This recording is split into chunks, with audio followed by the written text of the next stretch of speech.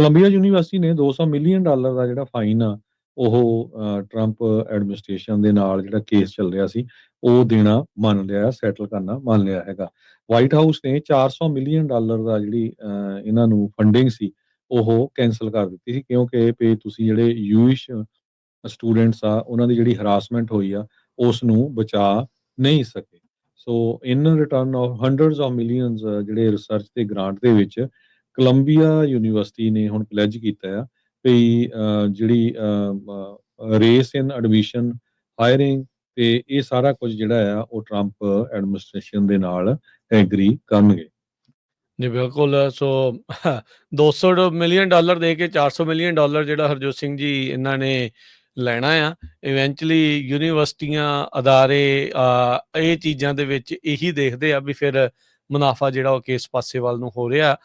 ਇਹਨਾਂ ਯੂਨੀਵਰਸਿਟੀਆਂ ਦੇ ਜਿਹੜੇ ਹਰਜੋਤ ਸਿੰਘ ਜੀ ਉਹ ਲੋਕ ਸੀਗੇ, ਖਲੀਦ ਮਹਿਮੂਦ ਵਰਗੇ ਤੇ ਹੋਰ ਜਿਹੜੇ ਵਿਦਿਆਰਥੀ ਜਿਹੜੇ ਲੱਗੇ ਸੀਗੇ ਉਸ ਟਾਈਮ ਦੇ ਉੱਤੇ ਪੈਲਸਤੀਨ ਦੇ ਵਿੱਚ ਜਿਹੜੀ ਜੰਗ ਲੱਗੀ ਆ ਗਾਜ਼ਾ ਦੇ ਵਿੱਚ, ਉਸ ਤੇ ਜਿਹੜਾ ਹੋਲਟ, ਪਰ ਕੱਲੇ ਉਹਨਾਂ ਨੂੰ ਗ੍ਰਿਫਤਾਰ ਹੋ ਕੇ ਡਿਟੈਂਸ਼ਨ 'ਚ ਜਾ ਕੇ ਨਹੀਂ, ਯੂਨੀਵਰਸਿਟੀ ਨੂੰ ਵੀ ਇਸ ਦਾ ਜਿਹੜਾ ਖਾਮਿਆਜ਼ਾ ਆ ਉਹ ਭੁਗਤਣਾ ਜਿਹੜਾ ਉਹ ਪੈ ਰਿਹਾ। ਸੋ ਟਰੰਪ ਹੁਣਾਂ ਦੀ ਕਈ ਮਾਮਲਿਆਂ ਦੇ ਵਿੱਚ ਜਿੱਤ ਦੇ ਉੱਤੇ ਜਿੱਤ ਅਦਾਲਤਾਂ ਦੇ ਵਿੱਚ ਲਗਾਤਾਰ ਜਿਹੜੀ ਉਹ ਚੱਲ ਰਹੀ ਹੈਗੀ ਆ। ਅਗਲੀ ਕੋਲੰਬੀਆ ਯੂਨੀਵਰਸਿਟੀ ਨੇ $200 ਮਿਲੀਅਨ ਦਾ ਜਿਹੜਾ ਫਾਈਨ ਆ ਉਹ ਟਰੰਪ ਐਡਮਿਨਿਸਟ੍ਰੇਸ਼ਨ ਦੇ ਨਾਲ ਜਿਹੜਾ ਕੇਸ ਚੱਲ ਰਿਹਾ ਸੀ ਉਹ ਦੇਣਾ ਮੰਨ ਲਿਆ, ਸੈਟਲ ਕਰਨਾ ਮੰਨ ਲਿਆ ਹੈਗਾ। ਵਾਈਟ ਹਾਊਸ ਨੇ $400 ਮਿਲੀਅਨ ਦਾ ਜਿਹੜੀ ਇਹਨਾਂ ਨੂੰ ਫੰਡਿੰਗ ਸੀ ਉਹ ਕੈਂਸਲ ਕਰ ਦਿੱਤੀ ਸੀ, ਕਿਉਂਕਿ ਵੀ ਤੁਸੀਂ ਜਿਹੜੇ ਯੂਇਸ਼ ਸਟੂਡੈਂਟਸ ਆ ਉਹਨਾਂ ਦੀ ਜਿਹੜੀ ਹਰਾਸਮੈਂਟ ਹੋਈ ਆ ਉਸ ਨੂੰ ਬਚਾ ਨਹੀਂ ਸਕੇ। So in return of hundreds of millions ਜਿਹੜੇ ਰਿਸਰਚ ਤੇ ਗ੍ਰਾਂਟ ਦੇ ਵਿੱਚ ਕੋਲੰਬੀਆ ਯੂਨੀਵਰਸਿਟੀ ਨੇ ਹੁਣ ਪਲੈਜ ਕੀਤਾ ਆ ਵੀ ਜਿਹੜੀ ਰੇਸ ਇਨ ਐਡਮਿਸ਼ਨ, ਹਾਇਰਿੰਗ ਤੇ ਇਹ ਸਾਰਾ ਕੁਝ ਜਿਹੜਾ ਆ ਉਹ ਟਰੰਪ ਐਡਮਿਨਿਸਟ੍ਰੇਸ਼ਨ ਦੇ ਨਾਲ ਐਗਰੀ ਕਰਨਗੇ।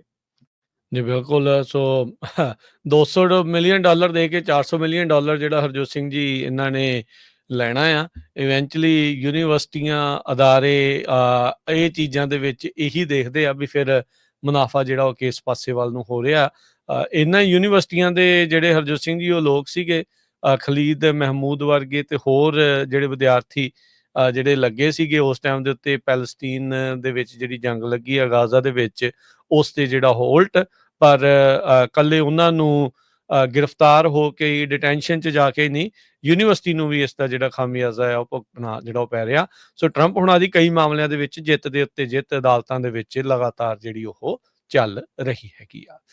ਅਗਲੀ ਕੋਲੰਬੀਆ ਯੂਨੀਵਰਸਿਟੀ ਨੇ $200 ਮਿਲੀਅਨ ਦਾ ਜਿਹੜਾ ਫਾਈਨ ਆ ਉਹ ਟਰੰਪ ਐਡਮਿਨਿਸਟ੍ਰੇਸ਼ਨ ਦੇ ਨਾਲ ਜਿਹੜਾ ਕੇਸ ਚੱਲ ਰਿਹਾ ਸੀ ਉਹ ਦੇਣਾ ਮੰਨ ਲਿਆ, ਸੈਟਲ ਕਰਨਾ ਮੰਨ ਲਿਆ ਹੈਗਾ। ਵਾਈਟ ਹਾਊਸ ਨੇ $400 ਮਿਲੀਅਨ ਦਾ ਜਿਹੜੀ ਇਹਨਾਂ ਨੂੰ ਫੰਡਿੰਗ ਸੀ ਉਹ ਕੈਂਸਲ ਕਰ ਦਿੱਤੀ ਸੀ, ਕਿਉਂਕਿ ਵੀ ਤੁਸੀਂ ਜਿਹੜੇ ਯੂਇਸ਼ ਸਟੂਡੈਂਟਸ ਆ ਉਹਨਾਂ ਦੀ ਜਿਹੜੀ ਹਰਾਸਮੈਂਟ ਹੋਈ ਆ ਉਸ ਨੂੰ ਬਚਾ ਨਹੀਂ ਸਕੇ।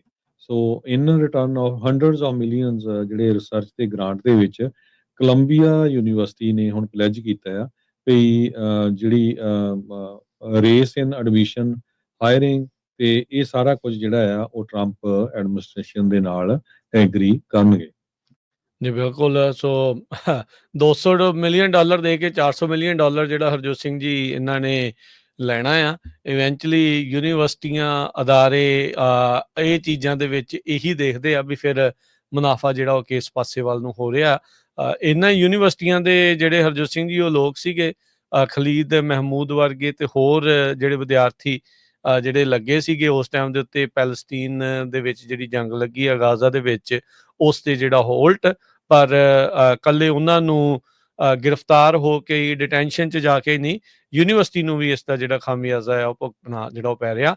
ਸੋ ਟਰੰਪ ਹੁਣਾਂ ਦੀ ਕਈ ਮਾਮਲਿਆਂ ਦੇ ਵਿੱਚ ਜਿੱਤ ਦੇ ਉੱਤੇ ਜਿੱਤ ਅਦਾਲਤਾਂ ਦੇ ਵਿੱਚ ਲਗਾਤਾਰ ਜਿਹੜੀ ਉਹ ਚੱਲ ਰਹੀ ਹੈਗੀ ਆ।